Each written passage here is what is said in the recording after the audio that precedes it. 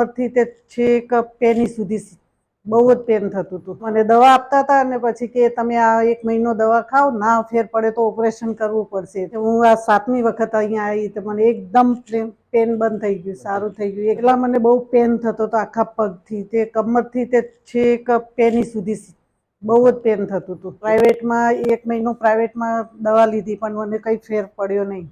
પછી હું અહીંયા આવી તો અહીંયા મને પહેલી જ વખતથી ફેર પડવા લાગ્યો.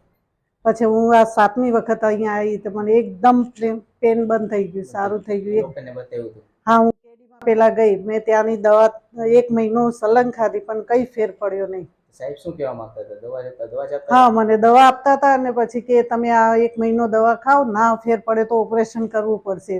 એમઆરઆઈ કર્યો હતો? હા, એમઆરઆઈ કર્યો મેં હતો. ચાલવામાં ને ઊભા રહેવામાં તકલીફ પડતી? ચાલવામાં ઊભા રહેવામાં રાતે ઊંઘ પણ નથી આવતી. દવા લેતા તો એવું? હા, તો એવું થતું હતું. પછી તમે એનું એડ્રેસ મેળવીને અહીં આવ્યા? હા, મેં પેલા એપોઇન્ટમેન્ટ લીધી અહીંની, મને 1 મહિના પછી એપોઇન્ટમેન્ટ મળી. પછી એપોઇન્ટમેન્ટ મળ્યા પછી મને આરામ પડવા માંડ્યો.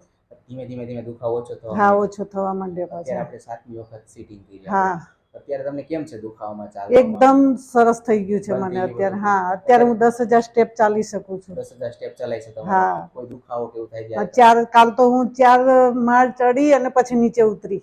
કોઈ પેઇન ના, પેન નતું થયું.